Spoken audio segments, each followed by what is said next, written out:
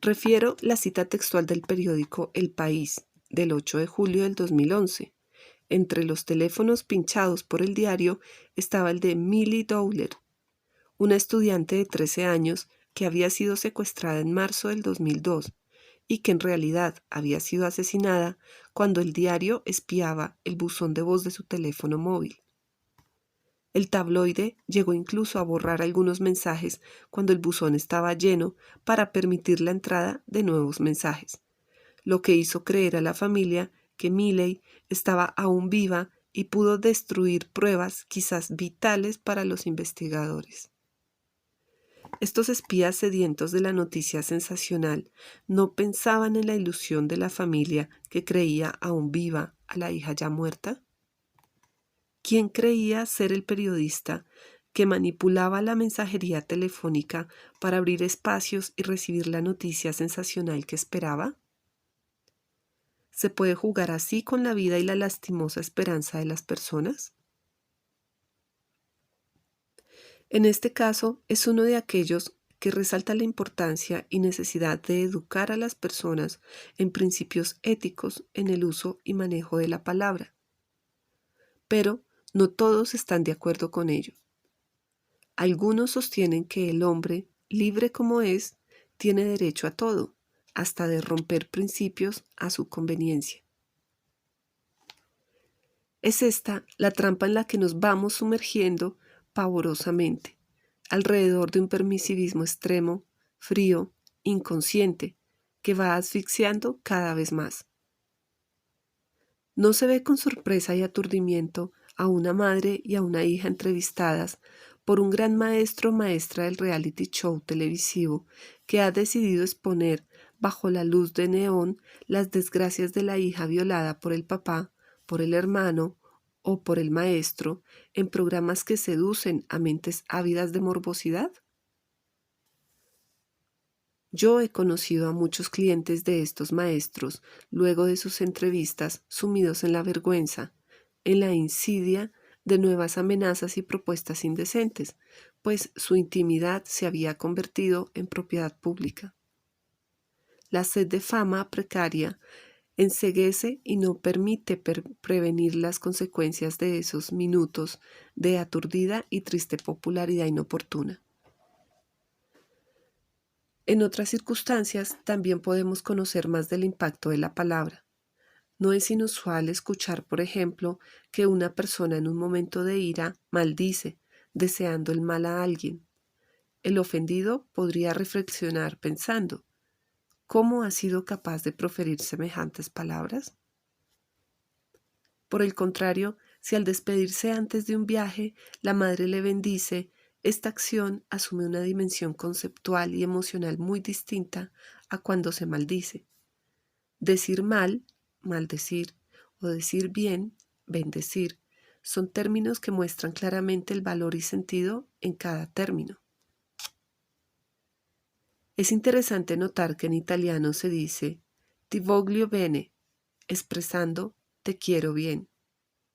Esto para distinguir que aquellos que te quieren mal, por su parte, en español, si decimos te quiero, usualmente se entiende que quieres bien. Sin embargo, no tendrá esa impresión una persona a quien se le dice te quiero, pero en la práctica se le maltrata, denigra y abusa. Me ha sucedido escuchar repetidas veces, escuchar a la pareja que ha decidido divorciarse. Sabe, doctor, amo a mi esposa, amo a mi esposo.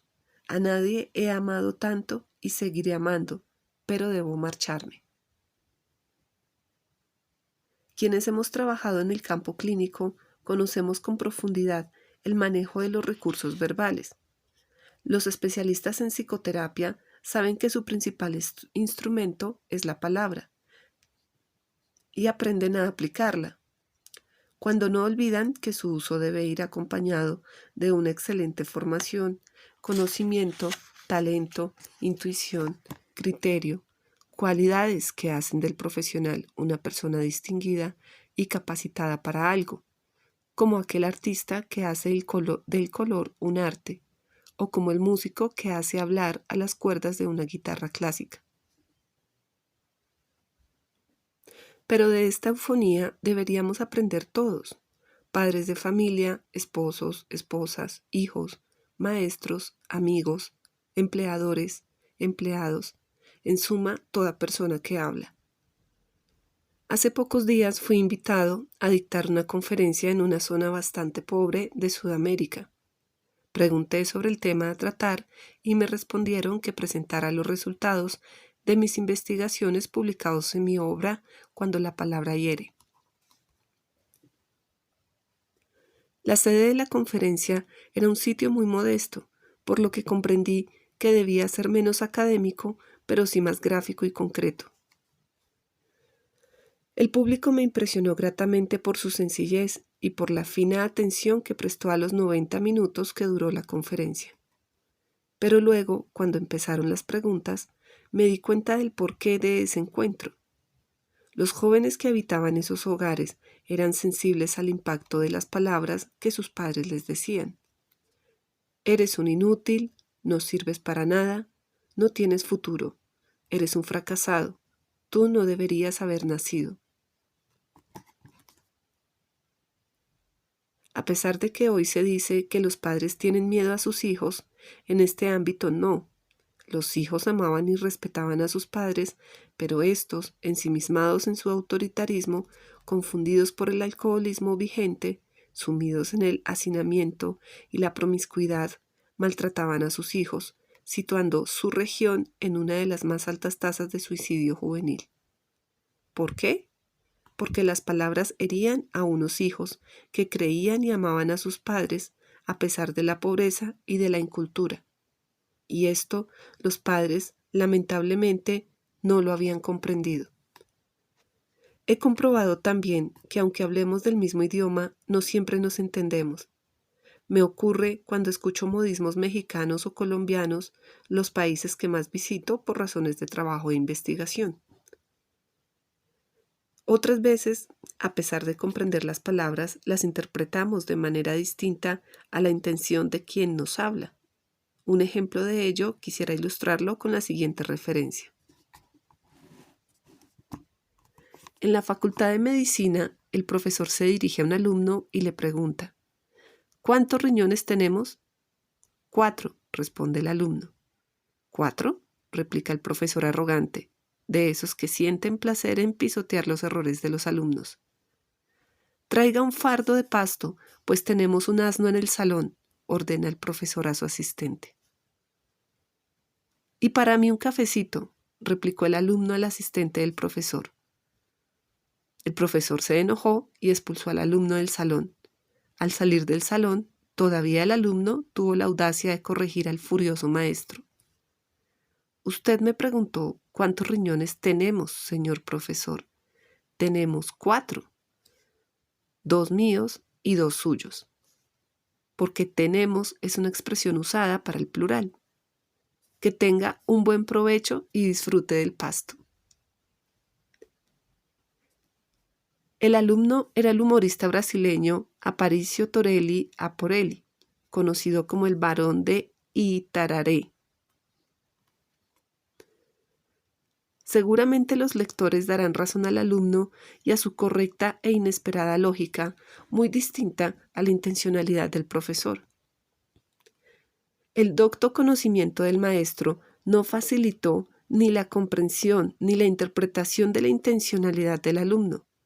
Esto prueba de que podemos hablar muchas veces y no siempre interpretamos correctamente nosotros mismos. Conozco el caso de un profesor que tiene un alumno asistente, además de amigo cercano.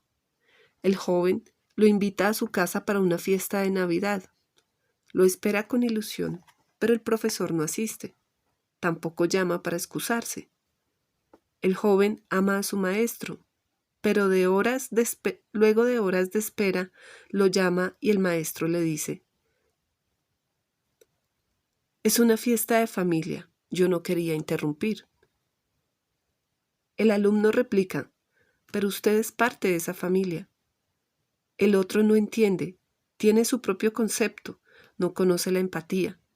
Cree actuar correctamente y tal vez lo hace dentro de su propio pensamiento, pero jamás se puso en lugar de lo que su alumno esperaba.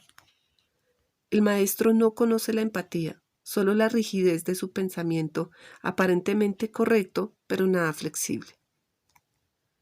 Conocer la palabra es una necesidad, también un arte que engalana la belleza de su vasto contenido, y de ello se ha encargado la poesía, queriendo cantar a la belleza y al sentimiento estético a través de la palabra, ya sea en verso o en prosa.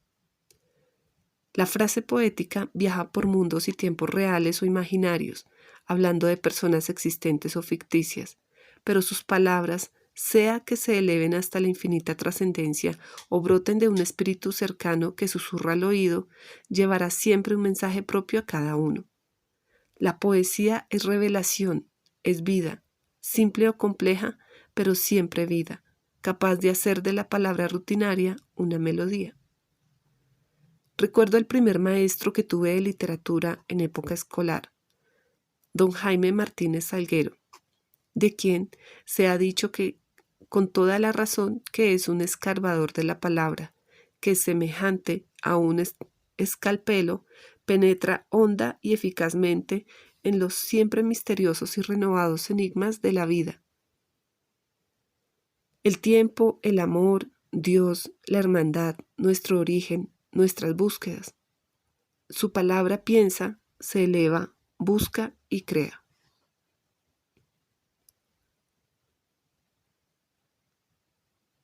Un fragmento de Aroma de pensamiento.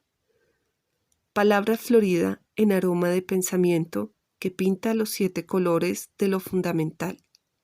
¿Por qué no te muestras con la corola tangible que satisfaga nuestra carne siempre insatisfecha?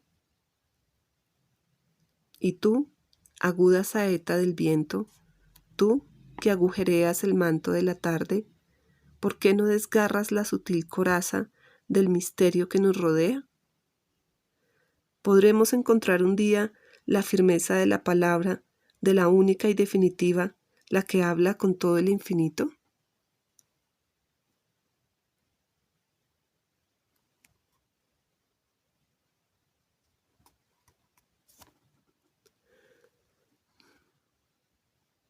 Los poetas, como concluye mi apreciado maestro, encienden las palabras con su pasión, imaginan realidades con su mente para descubrir más del poder y significado de la existencia, buscando en el mundo corazones generosos que den asilo a su palabra. El uso y manejo de la palabra por el valor intrínseco de moverse entre la realidad y la belleza solicita responsabilidad. Por eso, es menester conocer del impacto de la palabra en el cerebro y en la conducta. La tarea no es fácil, pero soy optimista.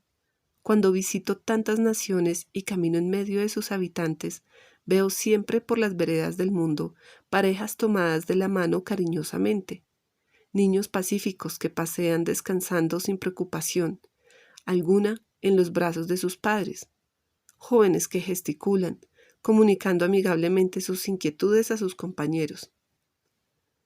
Los humanos se buscan, se acercan, hablan y se quieren en algún grado. Por eso las palabras bien dichas pueden ser mensajeras de paz, armonía, llevándolos a paisajes hermosos que cautiven nuestras mentes y nuestras emociones, haciendo nuestras vidas más plenas en un mundo que cada vez más necesita de calor. Sigamos el itinerario que ahora comienza y empecemos a buscar las palabras que dicen, hacen, aman y sanan. Caminemos con espíritu bien dispuesto, pues es en el terreno del conocimiento, del amor, de la comprensión y de la paciencia que crece la prometedora semilla de la eufonía.